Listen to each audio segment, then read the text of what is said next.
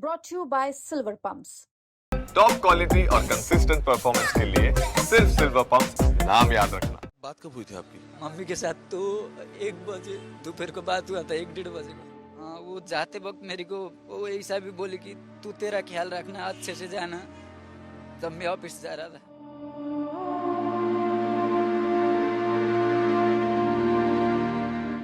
ये आंसू जो इनकी आंखों के रास्ते बाहर आ रहे हैं, ये असल में वो दुख है जो कभी भुलाया नहीं जा सकता। ये आंसू उस कमी का एहसास है जिसे पूरा नहीं किया जा सकता। ये आंसू हैं तपेंद्र भंडारी के, जो अब कभी अपनी माँ का चेहरा नहीं देख पाएंगे, क्योंकि एक अफवाह ने छीन लिया है उनके सर से माँ का साया। दरअसल लखनऊ से चलने वाली पुष्पक ट्रेन, जो कि 24 घंटे का सफर तय करके अपनी मंजिल तक पहुंच जाती है, बुधवार को उस ट्रेन में न जाने कितने घरों के चिराग बुझ गए। लखनऊ से मुंबई जाने वाली पुष्पक ट्रेन हादसे के बारे में जिसने भी सुना वो दहल गया। मिली जानकारी के मुताबिक महाराष्ट्र के जलगांव और पाचौरा के बीच पुष्पक ट्रेन में आग की अफवाह के बीच चेन पुलिंग हुई और लोग ट्रेन से कूद गए। ये सभी लोग ट्रैक पर थे, जिसके बाद ट्रैक पर आ रही कर्नाटक एक्सप्रेस ने कई यात्रियों को कुचल दिया। हर ओर मौत का और चीख पुकार का तांडव था। इस हादसे में अब तक आई जानकारी के मुताबिक उत्तर प्रदेश के 3 लोगों की मौत की खबर सामने आ रही है। वहीं 6 लोग प्रदेश के घायल हैं। इन्हीं जान गंवाने वालों में से एक थी तपेंद्र भंडारी की मां, जो गई थी लखनऊ अपने ससुर के अंतिम संस्कार में, लेकिन जब वापस आ रही थी तो खुद ही दुनिया से चल बसी।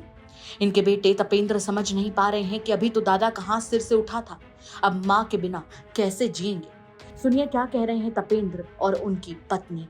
जलगांव के परधोड़ा रेलवे स्टेशन के नजदीक हादसा होने के बाद 13 लोग इसमें मृत पाए गए हैं।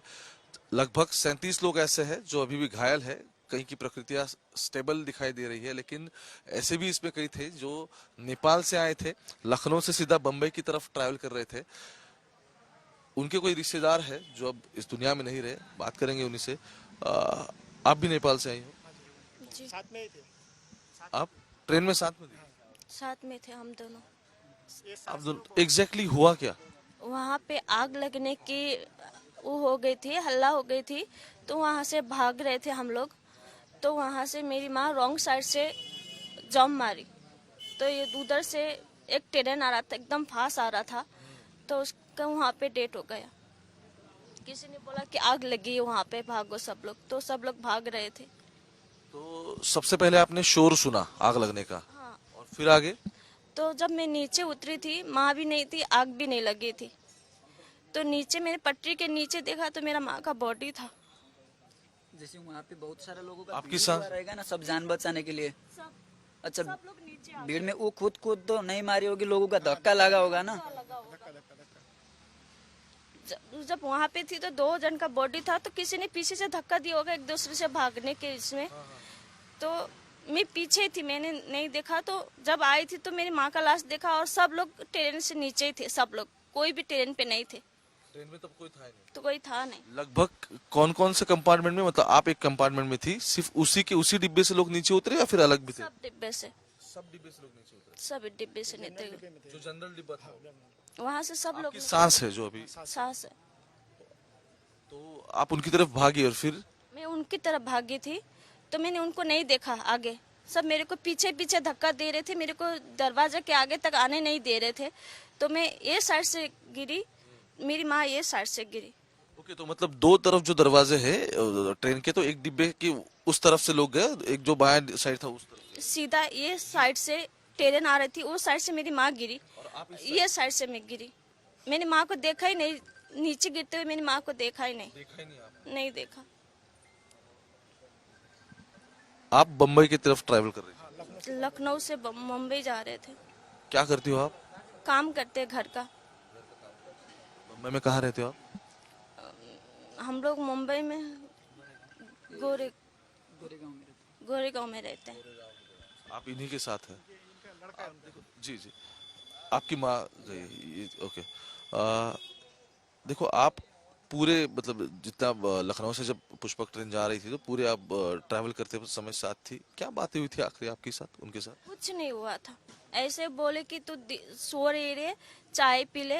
तो हम लोग ने दोनों ने मिलके चाय पी, बोले कि तू लेट जा।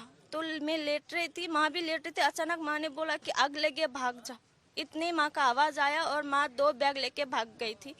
तो वहाँ पे फ़ोन मोबाइल किसी ने चोरी कर लिया और माँ को भी किसी ने धक्का दे दिया। तो उनका फोन वगैरह कुछ रिकवर नहीं हुआ? मेरा फ़ोन माँ के पास था, पैसा भी माँ के पास था, वो सब चोरी हो गए। माँ के फ़ोन मेरे पास था। तो ये माँ का फोन आपके हाथ? माँ का फ़ोन है ये। किधर गिर गया होगा धक्के में, मतलब। ओके, गिर गया होगा। ये इनके लड़के हैं। आपकी माँ का नाम आप बताएंगे प्लीज? जी, कमला भंडारी। यस। आपका नाम? मेरा तपेंद्र भंडारी। तो आपको ये वाकया कब पता चला? ये इन्होंने मुझे मे बी 4:45 को कॉल किया था, 4-5 बजे से ही। मैं उस टाइम पे मेरे ऑफिस के काम से मैं बाहर गया था, बोरिवली में था। इन्होंने मुझे कॉल किया, मतलब ये डायरेक्ट रोने लग गई। अब मतलब ट्रेन में बैठी है, डायरेक्ट रो रही है। तो मेरे दिल में तो मतलब हो गया, मुझे तो कुछ तो हो गया ऐसा। तो उसके बाद मैं वहाँ से निकल गया। इन्होंने मुझे कहा कि मम्मी का डेथ हो गया। मैंने मतलब बिलीव ही नहीं हो रहा था कैसे हो गया। इन्होंने कहा गाड़ी में जो भी अभी बात बताई वो मेरे से बताई। उसके बाद मैंने जो भी आपने लोग थे उनको कॉल किया। कहाँ से, मुझे समझ में नहीं आ रहा था। इतने रात को एकली लेडीज है, कहाँ जाए क्या करे, मतलब जो भी चीज़ है। बात में मैंने लोगों को कॉल किया, मेरे अंकल मामा जो भी मेरे दोस्त लोग थे। फिर हम लोग वहाँ से गाड़ी करके यहाँ पे आ गए। आप सीधा नेपाल से आए? नहीं, मुंबई। मुंबई से।